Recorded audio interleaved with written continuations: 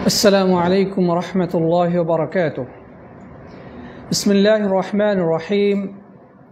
الحمد لله رب العالمين، والصلاة والسلام على أشرف الأنبياء والمرسلين محمد بن عبد الله وعلى آله وصحبه أجمعين. أما بعد. সমস্ত প্রশংসা ও গুণগান, তারিফ এবং স্তুতি সেই মহান রাজাধিরাজ, মহাশক্তির আধার, মহাপরাক্রমশালী আল্লাহ রাব্বুল ইজ্জাত ওয়াল জালালের শাহী দরবারে পেশ করছি, যিনি আজকে আমাদেরকে 100টি কবিরা গুনাহ শীর্ষক ইসলামী শরিয়া কোর্সের 8ম ক্লাসে উপস্থিত হওয়ার সুযোগ করে দিয়েছেন। এই জন্যে আমরা হৃদয়ের গহীন থেকে রব্বুল আলামিনের শাহী দরবারে কৃতজ্ঞতা বাণী উচ্চারণ করি। সকলেই পড়ি আলহামদুলিল্লাহ।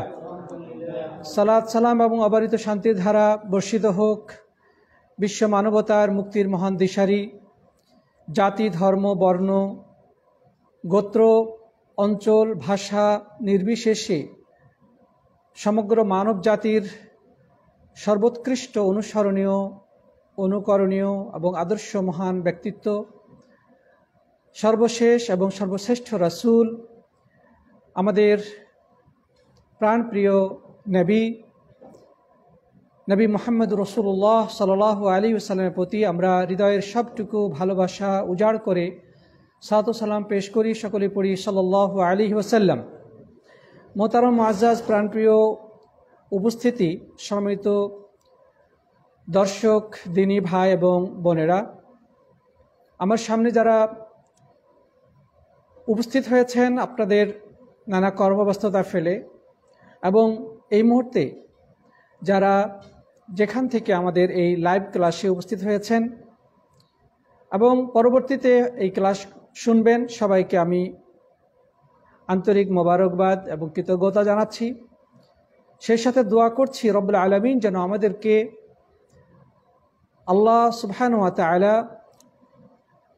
তার সীমাহীন অনুগ্রহ থেকে, তার দয়া দ্বারা সিক্ত করেন, তিনি আমাদের ভুল ত্রুটিগুলো ক্ষমা করে দেন, তিনি আমাদেরকে সব সময় সঠিক পথে পরিচালিত হওয়ার তৌফিক দান করেন, শয়তানের ওয়াসওয়াসা এবং গুনার পথ থেকে হেফাজত করেন। আমরা পড়ি আল্লাহুম্মা আমিন। প্রিয় উপস্থিতি সাথী বন্ধুগণ, আজকে আমরা অত্যন্ত গুরুত্বপূর্ণ একটি বিষয় নিয়ে আলোকপাত করার চেষ্টা করব। সে বিষয়টি হচ্ছে পিতামাতার অবাধ্যতার যে ভয়াবহতা এবং এর কুপরিণতি, এবং মানুষ কেন পিতামাতার অবাধ্যতা করে সে সম্পর্কে আমরা আলোকপাত করার চেষ্টা করব। আল্লাহ যদি তৌফিক দান করেন, আমা তাওফীকি ইল্লা বিল্লাহ। প্রিয় উপস্থিতি সাথী বন্ধুগণ এবং সম্মানিত দর্শকবৃন্দ, আমরা গত ক্লাসে আলোচনা করেছিলাম ইসলামের দৃষ্টিতে পিতামাতার আনুগত্য করার আবশ্যকতা সম্পর্কে। ইসলামে বাবা মার কথা মেনে চলা বা তাদের আদেশ মেনে চলা কতটা গুরুত্বপূর্ণ সে সম্পর্কে আমরা কোরআন এবং সুন্নাহর আলোকে কিছু কথা আলোচনা করেছিলাম। আমরা বলেছিলাম যে ইসলামের দৃষ্টিতে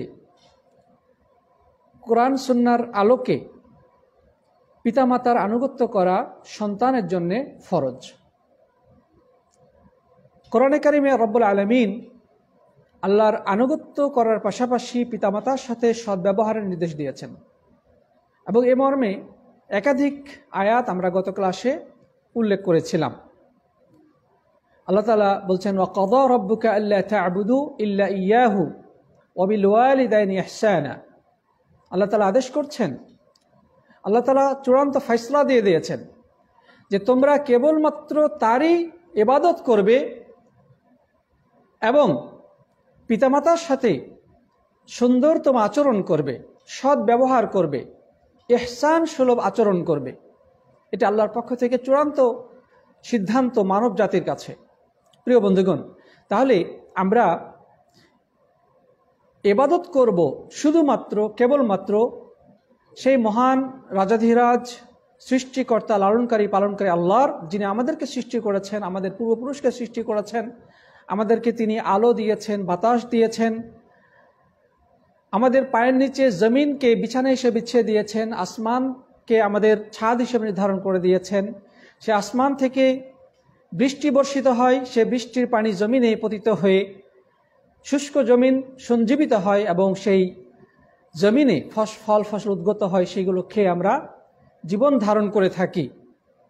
তাহলে যিনি আমাদেরকে এত সুযোগ সুবিধা দিয়েছেন, আমাদেরকে এত সুন্দর একটি অবয়বের সৃষ্টি করেছেন, নিঃসন্দেহে দাসত্ব পাওয়ার হকদার কেবলমাত্র তার।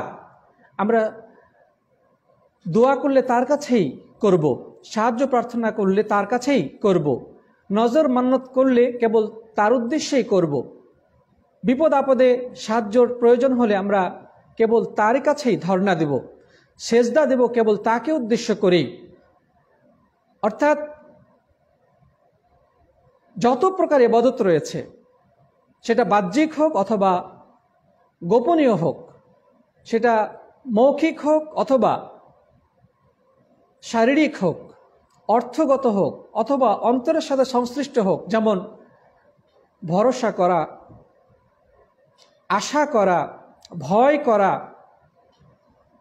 এগুলো অন্তরের সাথে সংশ্লিষ্ট। সর্বপ্রকার ইবাদত কেবল আমরা আল্লাহর জন্যে, সর্বপ্রকার ইবাদত আমরা আল্লাহ তাআলার জন্যেই নিবেদন করব। এটি আল্লাহ সুবহানাহু ওয়া তাআলার চূড়ান্ত ফয়সালা। আহলান ওয়া সাহলান। প্রিয় বন্ধুগণ, তো আল্লাহ তাআলা এটা চূড়ান্ত ফয়সালা। এবং দ্বিতীয় যে ফয়সালা সেটি হচ্ছে কি, ওয়াবিল ওয়ালিদাইনি ইহসানা, এবং পিতামাতার সাথে সুন্দরতম আচরণ করব, সৎ ব্যবহার করব এবং ইহসান সুলভ আচরণ করব। প্রিয় সাথী বন্ধুগণ, তো আমরা গত ক্লাসে এ ব্যাপারে বেশ কিছু কথা বলেছিলাম এবং পিতামাতার অবাধ্যতার যে নানা রূপ রয়েছে আমাদের সমাজে, সেগুলো আমরা কয়েকটি উদাহরণ হিসেবে উপস্থাপন করেছিলাম যে এগুলো হচ্ছে পিতামাতার অবাধ্যতার নানা রূপ। পিতামাতার সাথে কথা বলার সময় সন্তান যদি বেয়াদবের মতো চিৎকার করে, চেঁচামেচি করে কথা বলে, রাগ দেখিয়ে কথা বলে, চোখ গরম করে কথা বলে, এটা উকুকুল ওয়ালিদাইনের অন্তর্ভুক্ত হয়ে যায়। পিতামাতার নির্দেশকে কেউ যদি লঙ্ঘন করে, পিতামাতা একটা আদেশ করেছেন অথবা কোনো কাজ থেকে নিষেধ করেছেন, সন্তানের জন্য সে আদেশ এবং নিষেধ মেনে চলা ফরজ, তা লঙ্ঘন করা জায়েজ নেই। শর্ত সাপেক্ষে, শর্ত হলো সেই নির্দেশটি বা সেই নিষেধাজ্ঞাটা যদি শরীয়ত বিরোধী না হয় অথবা সন্তানের জন্য ক্ষতির কারণ না হয় অথবা সন্তানের সাধ্যাতীত না হয়, সাধ্যের অতিরিক্ত না হয়, তাহলে এই তিনটি শর্ত সাপেক্ষে বাবা মার প্রত্যেকটি আদেশ, বৈধ কাজের আদেশ সন্তানের জন্য অবশ্য পালনীয়। এটা কেউ যদি লঙ্ঘন করে সে কি হবে? গুনাহগার হবে, নাফরমান হিসেবে পরিগণিত হবে। তবে আল্লাহ সুবহানাহু ওয়া তাআলা যেটা আমাদের জন্য বিধান দিয়েছেন যে পিতামাতা যদি সন্তানকে অজ্ঞতাবশত শিরিকের নির্দেশ দেয়, কুফরির নির্দেশ দেয়, বেদাত করতে বলে, তবে সেই আদেশ পালন করা সন্তানের জন্য আবশ্যক নয়। আমরা সূরা লোকমানে এই নির্দেশনাটা পাই। আল্লাহ তাআলা বলেছেন যে ওয়াসাইনাল ইনসানা বিওয়ালিদাইহি, আমি মানুষকে নির্দেশ দিয়েছি পিতামাতার প্রতি সদাচরণের। তার মা তাকে কষ্টের পরে কষ্ট, যাতনার পরে যাতনা সহ্য করে গর্ভে ধারণ করেছে এবং অনেক ব্যথা বেদনা, কষ্ট যাতনা সহ্য করে তাকে ভূমিষ্ঠ করেছেন। এরপরে আল্লাহ তাআলা যেটা বলছেন যে তাদের আনুগত্য করতে হবে। ওয়া ইন জাহাদাকা আলা আন তুশরিকা লি আফান ওয়া ইন জাহাদাকা আলা আন তুশরিকা বি মা লাইসা লাকা বিহি ইলম ফালা তুতি'হুমা ওয়া সাহিবহুমা ফিদ দুনিয়া মা'রুফা। আল্লাহ তাআলা বলছেন যে তারা যদি চাপাচাপি করে বা জোর প্রয়োগ করে তোমাকে আমার সাথে শিরিক করার ব্যাপারে বাবা মা মূর্খ অথবা বাবা মা মুশরিক, শিরিক করার ব্যাপারে সন্তানকে চাপাচাপি করতেছে। বাবা মা হয়তো মাজার পূজারী, কবরে সেজদা দেয়, গায়রুল্লাহ উদ্দেশ্যে পশু জবে করে। এখন বাবা মা চাচ্ছে তার ছেলে তাদের মতো করুক, কিন্তু তার ছেলে কোরআন সুন্নাহ থেকে যে জ্ঞান অর্জন করেছে বা যেই শিক্ষা সে পেয়েছে, সেখান থেকে সে বুঝতে পেরেছে যে মাজারের উদ্দেশ্যে সেজদা করা, অলিয়া উলিয়াকে খুশি করার উদ্দেশ্যে পশু জবে করা শিরক। এখন বাবা তো বলতেছে তাকে শিরিক করতে, সে কি করবে? আল্লাহ তাআলা সেটা শিক্ষা দিচ্ছেন যে সে যদি শিরিক করার জন্য চাপাচাপি করে বা নির্দেশ দেয় যে ব্যাপারে তার কোনো জ্ঞান নেই, ফালা তুতি'হুমা, সাবধান, বাবা মার কথা শুনিও না, বাবা মার নির্দেশ পালন করা যাবে না। ওয়াসাহিবহুমা ফিদ দুনিয়া মা'রুফা, তবে কি করবে? বাবা মার সাথে কি খারাপ আচরণ করবে? বাবা মা শিরক করতে বলতেছে, খারাপ কাজ করতে বলতেছে, পাপের কাজ করতে বলতেছে, এখন আমি করবো না, কি বাবার সাথে খারাপ ব্যবহার করবো না? দুনিয়াতে তার সাথে যতটুকু ভালো ব্যবহার করার দরকার ততটুকু করো, তার সাথে সদাচরণ তুমি করো। অথবা ছেলে হয়তো বা মুসলিম হয়ে গেছে কিন্তু বাবা মা কাফের, বাবা মা এখনো হিন্দু, খ্রিস্টান, বৌদ্ধ বা অন্য ধর্মাবলম্বী আছে না? অসংখ্য, আলহামদুলিল্লাহ, অসংখ্য যুবক, অসংখ্য যুবতী তারা ইসলামের দাওয়াত পেয়ে ইসলামে প্রবেশ করছে।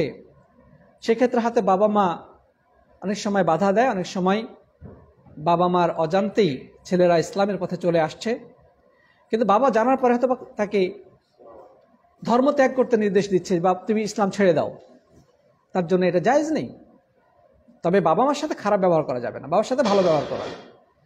আপনাদেরকে এই জায়গায় একটা ইনফরমেশন দিয়ে দেই, সুসংবাদ দিয়ে দেই যে আলহামদুলিল্লাহ আমাদের জুবাইল দাওয়াত সেন্টারে এই যে করোনার কারণে যখন চতুর্দিকে লকডাউন, মানুষ সবাই গৃহবন্দী এক প্রকার, সব ধরনের প্রোগ্রামগুলো বন্ধ, তাই না? এই পরিস্থিতিতে আমাদের জুবাইল দাওয়াত সেন্টার যেটা উদ্যোগ নিয়েছিল সেটা হচ্ছে অনলাইন ভিত্তিক দাওয়াতি কার্যক্রম করার। অর্থাৎ মানুষ যে যেখানে থাকুক না কেন ইন্টারনেটের মাধ্যমে তাদের কাছে দাওয়াত দেওয়া সম্ভব। আলহামদুলিল্লাহ এই দাওয়াতের এতটাই ফলপ্রসূ হয়েছে যে আমরা কয়েক মাস আগে একটা সেলিব্রেশন করেছে আমাদের অফিসের পক্ষ থেকে। সেটা হচ্ছে যে প্রায় 17 মাসে 20,000 লোক পৃথিবীর বিভিন্ন প্রান্ত থেকে অমুসলিম তারা ইসলাম গ্রহণ করেছে এই অনলাইনের মাধ্যমে, অনলাইন প্রচেষ্টার মাধ্যমে। সুবহানাল্লাহ, এটা কয়েক মাস আগের ঘটনা। তারপর এই যে নতুন যেটা সর্বশেষ যেটা আপডেট, সেটা হচ্ছে সেই সংখ্যাটা বর্তমানে 40,000-এ গিয়ে উপনীত হয়েছে। আলহামদুলিল্লাহ 40,000-এ উপনীত হয়েছে। এটা কয় মাস আমার সময়টা আমার মনে নাই কতদিন, তবে 2 বছরের হয়তো বা কিছু বেশি হতে পারে। এই সময়ের মাঝে প্রায় 40,000 মানুষ ইসলাম গ্রহণ করেছে এবং ইসলাম গ্রহণ করেই ক্ষান্ত হন নাই। আলহামদুলিল্লাহ আমাদের যেটা অফিসিয়াল কার্যক্রম, তাদেরকে শিক্ষা দেওয়া, কোর্স করা, লেভেল 1 লেভেল 2 কোর্স করা, এবং সেখান থেকে বেশিরভাগই তারা কোর্স করেছে। মানে বেসিক যে জিনিসগুলো জানা অপরিহার্য, শুধু ইসলাম কবুল করলে তো হবে না, তাই না? তাকে জানতে হবে, জ্ঞান অর্জন করতে হবে ইসলাম সম্পর্কে। এই জন্যে তাদেরকে বিভিন্নভাবে কোর্স করানো হয়েছে।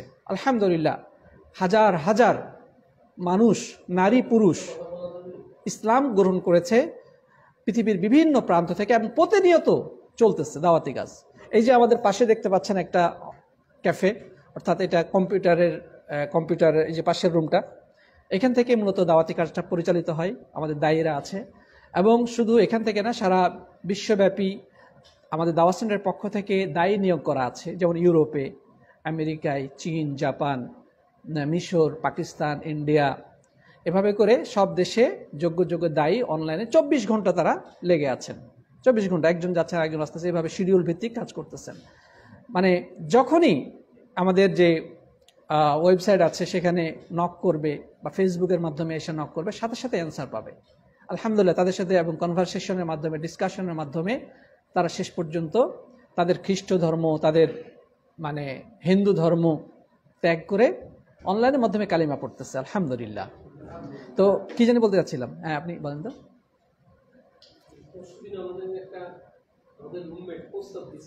আচ্ছা,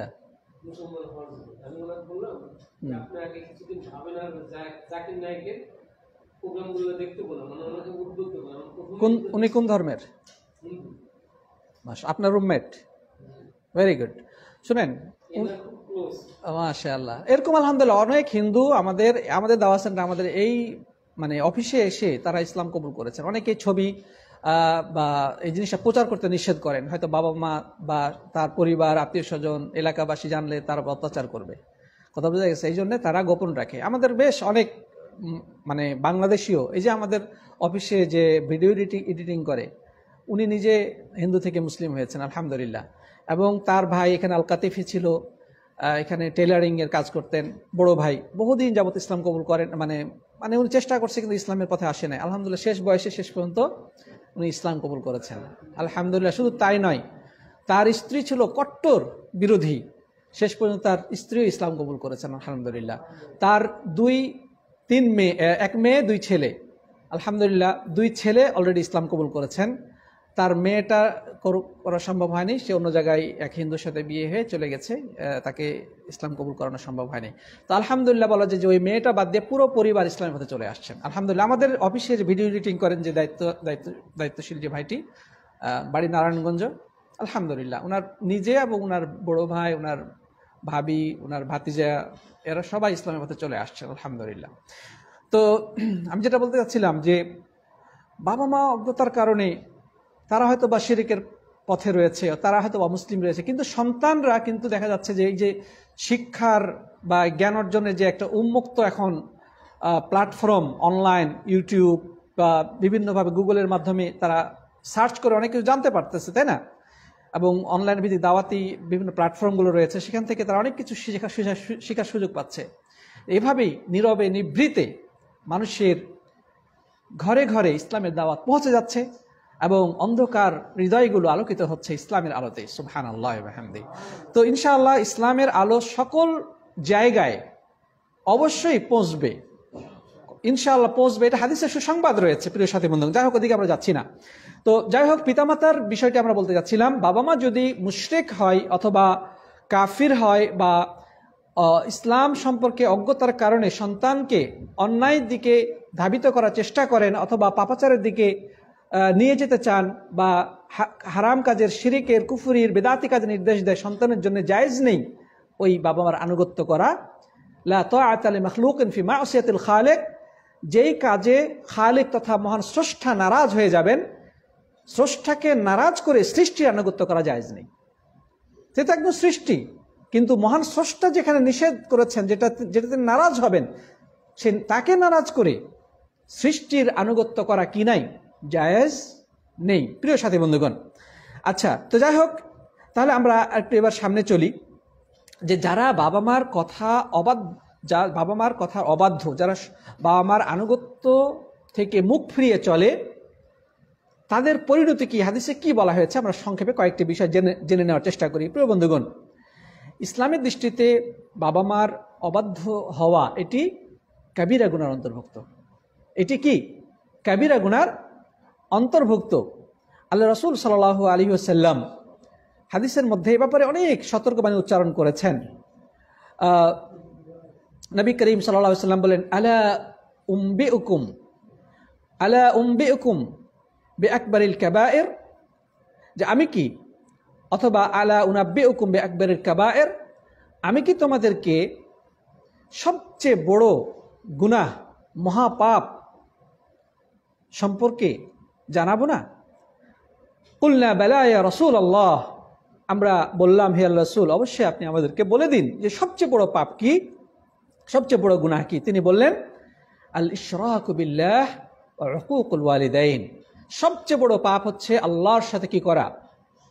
শিরক করা। শিরক নিয়ে আমরা এর আগে একাধিক ক্লাসে আলোচনা করেছি। শিরক কি, শিরকের প্রকারভেদ, শিরকের ভয়াবহতা, শিরকের পরিণতি, এগুলো নিয়ে আমরা আলোচনা করেছিলাম। তো সবচেয়ে বড় পাপ হচ্ছে আল্লাহর সাথে শিরক করা। এরপরে যেটা তিনি বললেন উকুকুল ওয়ালিদাইন, বাবা মার অবাধ্য হওয়া, পিতামাতার অবাধ্যতা করা, তাদের নির্দেশকে লঙ্ঘন করা। তাহলে রাসূল আকরাম সাল্লাল্লাহু আলাইহি ওয়াসাল্লাম এই হাদিসে কি বললেন যে পিতামাতার অবাধ্যতা করা শিরকের পরেই গুনাহ, যেটা এই হাদিস থেকে পাওয়া গেল। শিরিক সবচেয়ে বড় গুনাহ, কিন্তু এরপরেই যে গুনাহটার কথা রাসূল করিম সাল্লাল্লাহু আলাইহি ওয়াসাল্লাম, সেটা হচ্ছে বাবা মার কি করা, অবাধ্যতা করা। তো যাই হোক, এ ব্যাপারে আরো কি পরিণতির কথা বলেছে আমরা আরেকটা জানার চেষ্টা করি। আরেকটি হচ্ছে নবী আকরাম সাল্লাল্লাহু আলাইহি ওয়াসাল্লাম খুবই একটি দুঃসংবাদ দিয়েছেন অবাধ্য সন্তানদের জন্য। সেই দুঃসংবাদটা কি? যে হাদিসটি প্রখ্যাত সাহাবী আনাস ইবনে মালিক রাদিয়াল্লাহু তাআলা আনহু বর্ণনা করছেন যে তিনি বলেছেন রাসূল আকরাম সাল্লাল্লাহু আলাইহি ওয়াসাল্লাম ইরশাদ করেছেন, বাবানি মুআজ্জালানি উকুবাতুহুমা ফিদ দুনিয়া আল বাগি ওয়াল উকুক, আল বাগি ওয়াল উকুক, যে ইসলামের মধ্যে এমন দুটি দরজা রয়েছে বা এমন দুটি বিষয় রয়েছে যে এই দুইটি বিষয়ে যে ব্যক্তি লিপ্ত হবে বা এই দুইটি পাপে যে ব্যক্তি লিপ্ত হবে, দুনিয়াতেই তার শাস্তি অবধারিত, দুনিয়াতে সে শাস্তি পেয়ে যাবে। মুআজ্জালানি উকুবাতুহুমা, যার শাস্তি সে দুনিয়াতেই পেয়ে যাবে, তড়িৎ সেই শাস্তি সে ভোগ করবে। এক নম্বর হচ্ছে আল বাগি। বাগি মানে হচ্ছে ইসলামী সরকারের বিরুদ্ধচারণ করা বা ইসলামী সরকারের বিরুদ্ধে অস্ত্র ধারণ করা। বোঝা গেছে কিনা? মানে ইসলামী সরকারের বিরুদ্ধে বিদ্রোহ করা, এর শাস্তি তাকে দুনিয়াতেই পেতে হবে। কথা বোঝা গেছে কিনা? আরেকটি হচ্ছে আল উকুক, তথা পিতামাতার অবাধ্যতা করা, বাবা মার নির্দেশকে লঙ্ঘন করা, এর শাস্তি তাকে দুনিয়াতেই পেতে হবে। ইন্না লিল্লাহি ওয়া ইন্না ইলাইহি রাজিউন। ভয়াবহ শাস্তির কথা বলা হয়েছে প্রিয় সাথী বন্ধুগণ। তো দেখেন নবী আকরাম সাল্লাল্লাহু আলাইহি ওয়াসাল্লাম এটার ভয়াবহতা কি বললেন? শাস্তি তো ভাই আখিরাতে হবে, কিন্তু দুনিয়াতেই তড়িৎ শাস্তি তাকে পেতে হবে সে যদি আল্লাহর কাছে ক্ষমা না চায়। আল্লাহ যদি তাকে ক্ষমা না করেন, তাহলে দুনিয়ার জীবদ্দশাতেই তাকে এই শাস্তি ভোগ করতে হবে। এক নম্বর হচ্ছে ইসলামী সরকারের বিরুদ্ধচারণ করা বা ইসলামী সরকারের বিরুদ্ধে বিদ্রোহ করা, তলোয়ার নিয়ে, অস্ত্র নিয়ে ইসলামী সরকারের বিরুদ্ধে ঝাঁপিয়ে পড়া। হ্যাঁ, ত্রুটি বিচ্যুতি সব সরকারই থাকবে কম বেশি। ইসলামী সরকার হলেও সে যে একেবারে ফেরেশতা তা তো না, তারও কিছু ত্রুটি বিচ্যুতি হতেই পারে। কিন্তু খারেজি আকীদার যারা লোক, যারা সামান্য দোষ ত্রুটিকে ভয়াবহ দোষ ত্রুটি উপস্থাপনা করে ইসলামী সরকারের বিরুদ্ধে তারা মানুষকে বিদ্রোহের উস্কানি দেয় এবং তারা তলোয়ার নিয়ে, অস্ত্র নিয়ে ঝাঁপিয়ে পড়ে, যেভাবে উসমান ইবনে আফফান রাদিয়াল্লাহু তাআলা আনহুকে হত্যা করেছে খারেজি সম্প্রদায়। তিনি ইসলামী জাহানের তৃতীয় খলিফা রাসূল আকরাম সাল্লাল্লাহু আলাইহি সাল্লামের সম্মানিত জামাই। খারেজি গোষ্ঠী তাকে হত্যা করার পরে বলেছিল যে আজকে দুনিয়ার মধ্যে সবচেয়ে শ্রেষ্ঠ আমলটি করলাম, অথচ সে একজন মুসলিম, সে একজন কারি ছিল। সে হত্যাকারী ওসমান রাদিয়াল্লাহু তাআলাকে হত্যা করার পরে বলেছিল যে আজকে আমার জীবনে সবচেয়ে শ্রেষ্ঠ কাজটি করলাম। এটা হচ্ছে ইসলামী সরকারের, ইসলামী খলিফার বিরুদ্ধচারণের ভয়াবহ অবস্থা। প্রিয় বন্ধুগণ, তো এটি হচ্ছে এর দুনিয়াতে শাস্তি হবে। এবং আরেকটি হচ্ছে বাবা মার অবাধ্যতা করা। আরেকটি হচ্ছে বাবা মার অবাধ্যতা করলে নবী করিম সাল্লাল্লাহু আলাইহি ওয়াসাল্লাম আখিরাতে তার জন্য কঠিন সতর্কবাণী উচ্চারণ করেছেন। সেটা হচ্ছে জান্নাতে প্রবেশ করবে না। সেটা কি? জান্নাতে প্রবেশ করবে না। যেমন হাদিসে বর্ণিত হয়েছে, আব্দুল্লাহ ইবনে উমর রাদিয়াল্লাহু তাআলা আনহুমা থেকে বর্ণিত, তিনি বলেছেন যে সালাসাতুন লা ইয়ানজুরুল্লাহু ইলাইহিম ইয়াউমাল কিয়ামাহ, তিন শ্রেণীর মানুষ এমন রয়েছে কিয়ামত দিন আল্লাহ তাআলা তাদের দিকে দৃষ্টি নিক্ষেপ করবেন না, তাদেরকে তাকিয়েও দেখবেন না। কয় শ্রেণী মানুষ? তিন শ্রেণীর মানুষ কিয়ামতের দিন আল্লাহ তাআলা তাদেরকে তাকাবেন না। তার মধ্যে একজন হচ্ছে আল আক্কু লিওয়ালিদাই, ওই সন্তান যে তার পিতামাতার অবাধ্য ছিল, যেই সন্তান তার বাবা মার অবাধ্যতা করত, বিরুদ্ধাচরণ করত, তাদের নির্দেশকে প্রতিনিয়ত লঙ্ঘন করত, কিয়ামত দিন আল্লাহ তাআলা তার দিকে তাকিয়েও দেখবেন না। ওয়াল মারআতুল মুতারাজ্জিলাহ, আর ওই নারী যে পুরুষের বেশভূষা আকার আকৃতি ধারণ করে, যেই নারী পুরুষের মতো পোশাক আশাক পরবে, পুরুষের মতো জুতা পরবে, পুরুষের মতো কথাবার্তার স্টাইল অবলম্বন করবে, পুরুষের সাদৃশ্য অবলম্বন করবে, কিয়ামতের দিন আল্লাহ তাআলা ওই নারীর দিকে তাকিয়েও দেখবেন না। আরেকজন হচ্ছে ওয়াদাইয়ুস, আরেকজন হচ্ছে দাইয়ুস। দাইয়ুসকে, দাইয়ুস হচ্ছে ওই পুরুষ ব্যক্তি যে তার স্ত্রী বা সন্তান সন্ততির অশ্লীলতাকে প্রশ্রয় দেয়।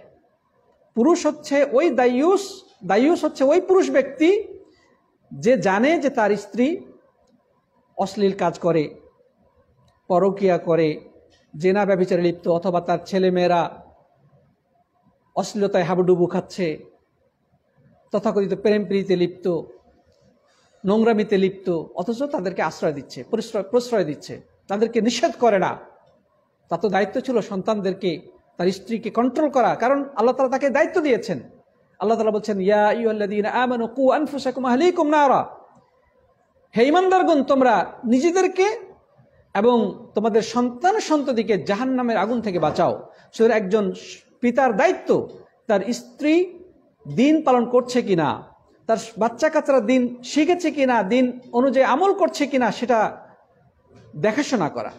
যদি সে না করে, বরং এর বিপরীতে তার স্ত্রী পাপাচারে লিপ্ত, অশ্লীলতায় লিপ্ত, তার সন্তানরা পাপাচারে লিপ্ত, সে যদি এটা আশ্রয় দেয়, কোনো কিছুই না বলে, তাহলে সে ব্যক্তি দাইয়ুস। আর এই দাইয়ুসের দিকে আল্লাহ তাআলা কিয়ামত দিন তাকিয়েও দেখবেন না। কথা বোঝা গেছে কিনা? আরেকটা হাদিস, ওই হাদিসেরই বাকি অংশে, ওয়া সালাসাতুন লা ইয়াদখুলুনাল জান্নাহ, আর 3 শ্রেণীর মানুষ এমন রয়েছে যারা জান্নাতে প্রবেশ করবে না। 3 শ্রেণীর মানুষের দিকে আল্লাহ তাআলা তাকাবেন না। 3 শ্রেণীর কথা বলা হলো। আর এমন 3 শ্রেণীর মানুষ রয়েছে যারা জান্নাতে প্রবেশ করবে না। তারা কারা কারা? 1 নম্বর হচ্ছে আল আক্কু লিওয়ালিদাই, এখানেও বলা হচ্ছে যেই সন্তান পিতামাতার অবাধ্যতা করত, বা পিতামাতার অবাধ্য সন্তান, পিতামাতার অবাধ্য সন্তান। তারপরে ওয়াল মুদমিনু আল খামর, আরেক শ্রেণীর মানুষ হচ্ছে যারা মদ গাঁজায় ডুবে থাকতো, নেশায় যারা বুঁদ হয়ে থাকতো, মাদকাসক্ত, নেশা মানে যারা নেশার জগতে হারিয়ে থাকতো, আছে না যে এটা হচ্ছে একটা অন্ধকার জগৎ, এই জগতে যে একবার ঢুকে যায় সেখান থেকে বের হয়ে আসা কিন্তু প্রায় অসম্ভব। তবে হ্যাঁ, তাও অসম্ভব নয়, বরং চেষ্টা করলে সেটাও সম্ভব। প্রিয় বন্ধুগণ, তো নবী আকরাম সাল্লাল্লাহু আলাইহি ওয়াসাল্লাম বলছেন নেশাগ্রস্ত ব্যক্তি বা মাদকাসক্ত ব্যক্তি কিয়ামত দিন জান্নাতে প্রবেশ করবে না। তারপরে ওয়াল মান্নানু বিমা আতা, আরেক শ্রেণী মানুষ হচ্ছে যে মানুষকে কোনো কিছু দিয়ে সুযোগ বুঝে খোটা দেওয়া, সুযোগ বুঝে খোটা দেওয়া। আমরা বুঝি তো বিষয়গুলো।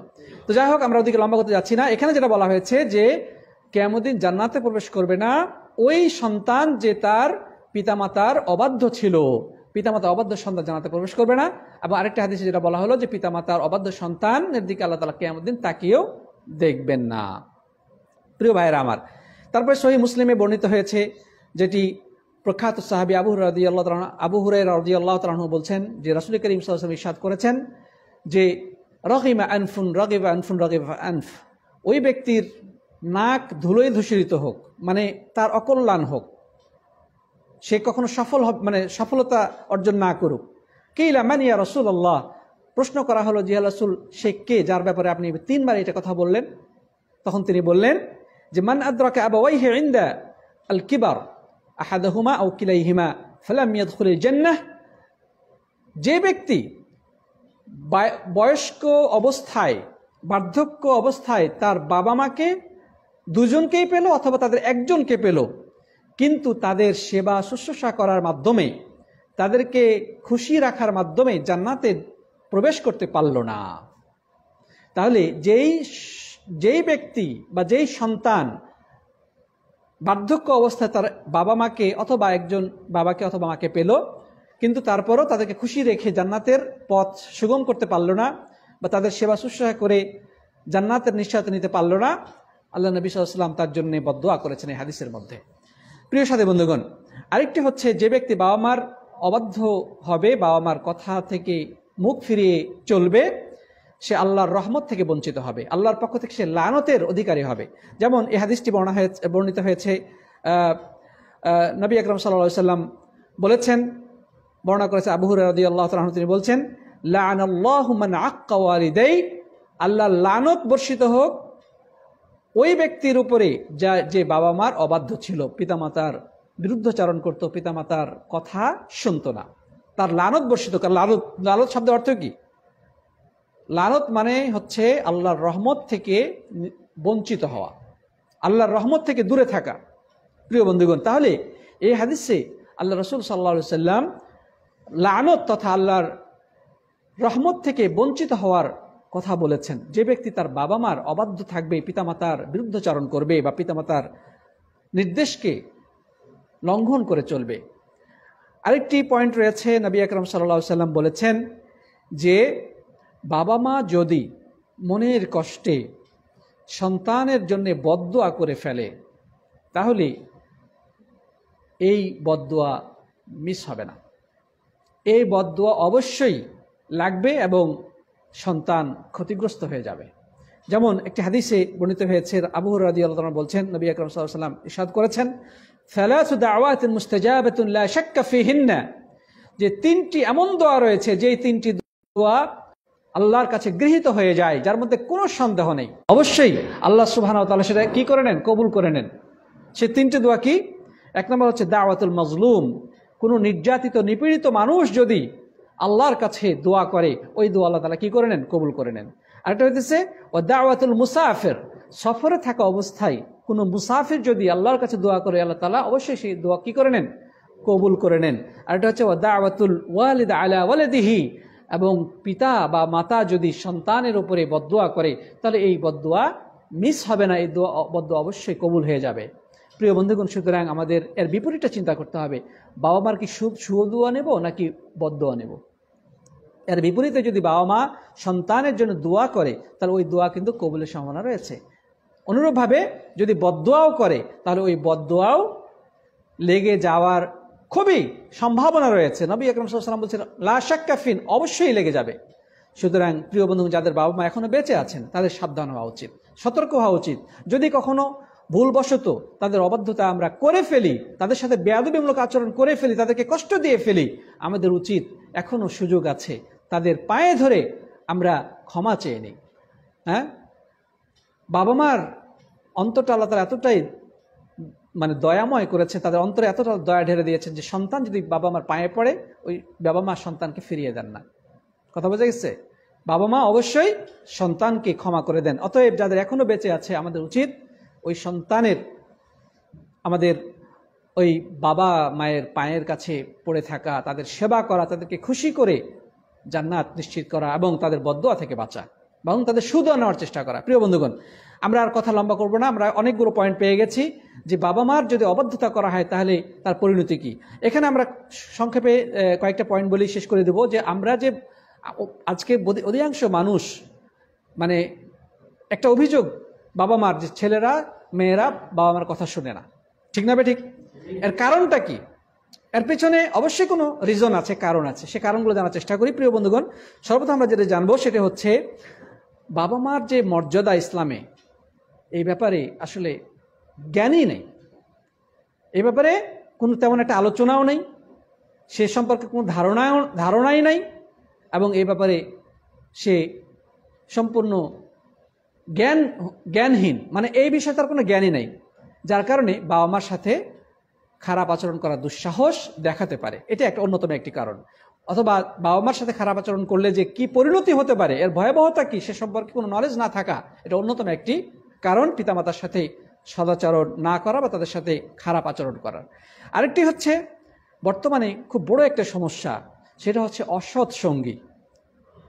খারাপ বন্ধুদের সাথে থাকার কারণে সে দেখেছে নামাজ ছেড়ে দিয়েছে, বিড়ি সিগারেট ধরে ফেলেছে, এমনকি নেশার জগতে সে আস্তে আস্তে তলিয়ে যাচ্ছে, লেখাপড়ায় মনোযোগ নেই। দেখা যাচ্ছে যে বাবা মার সাথে সে খারাপ ব্যবহার করে, রাত বিরাত কোথায় কাটায়, দেরিতে ঘরে ফিরে, বাবা মা কিছু জিজ্ঞাসা করলে বাবা মার বিরুদ্ধে তখন চোখ গরম করে কথা বলে।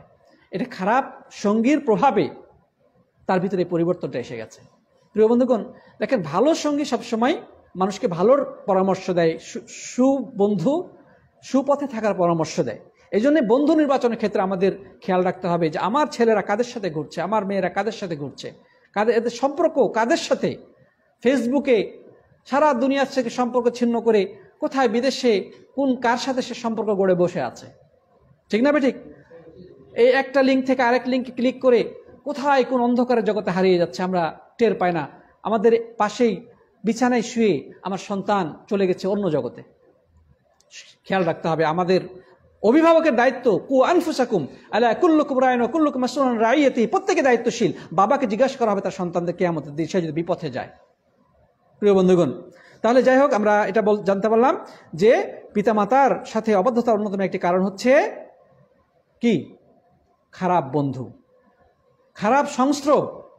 বলা হয় আরবিতে একটা প্রবাদ বাক্য বলে, আস-সাহিবু সাহেব, মানে বন্ধু বন্ধুকে টেনে নিয়ে যায়।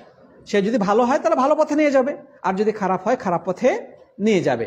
সুতরাং হ্যাঁ, আমাদের বন্ধু বান্ধব, ফ্রেন্ড সার্কেল, সন্তানদের কারা রয়েছে, ফেসবুকে কাদেরকে সে ফলো করে, ফেসবুকে তার ফ্রেন্ড লিস্টে কারা আছে, বাবা মার জন্য জরুরি হচ্ছে, ফরজ হচ্ছে সে সম্পর্কে নলেজ রাখা, জ্ঞান রাখা। বিশ্ববিদ্যালয়ে ছেড়ে দিয়েছি, কলেজে পাঠিয়ে দিয়েছি, স্কুলে ছেড়ে দেওয়ার কোনো খোঁজ নেই। দুর্ভাগ্য হলো সত্য যে বর্তমান অধিকাংশ বাবা মা নিজেরাই বিপথে পরিচালিত হচ্ছে, নিজেরাই খারাপ পথে আছে। সন্তানদেরকে খেয়াল রাখবে কি? নিজেরাই ধ্বংসের পথে। কথা ঠিক না ঠিক?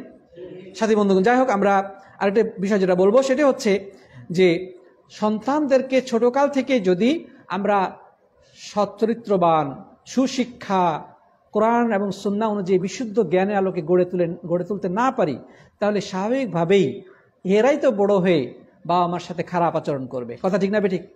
হ্যাঁ, তাকে আপনি সেকুলার পড়ায় পড়ালেন, কত টাকা পয়সা খরচ করে তাকে আপনি অনেক বড় ডিগ্রি অর্জন করার জন্য ব্যবস্থা করে দিলেন, কিন্তু তাকে দিন শেখালেন না, তাকে চরিত্র শেখালেন না, তাকে নীতিনৈতিকতা কিছু শিখালেন না, তাহলে কি হবে? স্বাভাবিকভাবেই এই সন্তান তাকে ছেড়ে বিদেশে চলে যাবে, সেখানে সে আরাম আয়েশ করে ফুর্তি করে জীবন কাটাবে, আর বাবা নিঃসঙ্গভাবে ঘরে থেকে থেকে একেবারে বোরিং জীবন অতিবাহিত করতে করতে এক পর্যায়ে নিজের মাথায় পেস্তুর ঠেকিয়ে আত্মহত্যা করবে। ঘটনা আপনারা দেখেন না? কেন? ওই যে সন্তানদেরকে এমন শিক্ষায় সে শিক্ষিত করেছে যে বাবা মা কি, বাবা মার মর্যাদা কি, সে সম্পর্কে নলেজ দেওয়া হয়নি, চরিত্র কি, তার দায়িত্ব কি, কিছুই বলা হয়নি। তাহলে এই ক্ষেত্রে বাবা মারও দোষ আছে। সন্তানকে যদি ছোটকাল থেকে কোরআন সুন্নাহ ভিত্তিক চরিত্র, নীতি নৈতিকতা এবং উন্নত আদর্শের আলোকে গড়ে তোলা না হয়, স্বাভাবিকভাবেই তারা বাবা মা থেকে একসময় সরে যাবে, তাদের সাথে খারাপ আচরণ করবে, এমনকি শেষ পর্যন্ত তাদেরকে কইছে এই বুড়া বুড়িকে ঘরে রাখা যাবে না, এদেরকে বৃদ্ধাশ্রমে পাঠিয়ে দাও, ওরা ওখানে থাক, খুব কষ্ট দিতেছে, বিরক্ত হয়ে যাবে। স্বাভাবিক, কারণ এর পিছনে দায়ী কিন্তু বাবা মা নিজেরাই।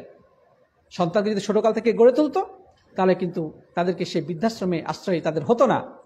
তারা কষ্ট করে নিজেরা না খেয়ে হলো পিতামাতার সেবা করতো, পিতামাতার প্রতি তাদের সম্মান এবং শ্রদ্ধার বহিঃপ্রকাশ ঘটাতো। প্রিয় ভাইয়েরা আমার, আরেকটি পয়েন্ট বলেই শেষ করব, সেটি হচ্ছে যে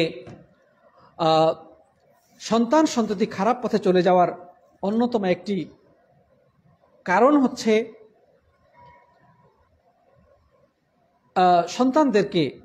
সন্তানরা মানে সেকুলার শিক্ষায় শিক্ষিত হওয়া, যেটা আমরা একটু আগে বলি ওটার সাথে সংশ্লিষ্ট, মানে ধর্ম নিরপেক্ষ শিক্ষায় শিক্ষিত, যেটাকে আমরা বলি ধর্মহীন শিক্ষা বলতে পারি। বর্তমান প্রজন্মটা এমনভাবে গড়ে উঠতেছে যে দেখা যাচ্ছে যে একটা ছেলে স্কুল পাশ করতেছে, কলেজে যাচ্ছে, কিন্তু তার কাছে ইসলামের বেসিক কোনো নলেজ নেই। মানে এমনভাবে শিক্ষা ব্যবস্থাটা গড়ে উঠেছে বর্তমান সময়ে যে একটা ছেলে মানে প্রাপ্তবয়স্ক হয়ে যাচ্ছে, বড় হয়ে যাচ্ছে, কিন্তু নামাজ কিভাবে করতে হয় জানে না, সূরা ফাতিহার অর্থ জানে না, অজুর পদ্ধতি সম্পর্কে কিছু জানে না, লা ইলাহা ইল্লাল্লাহর অর্থ জানে না, ইসলামের রোকন কি, ইমানের রোকন কি, কিছুই জানে না। কথা ঠিক না বেঠিক?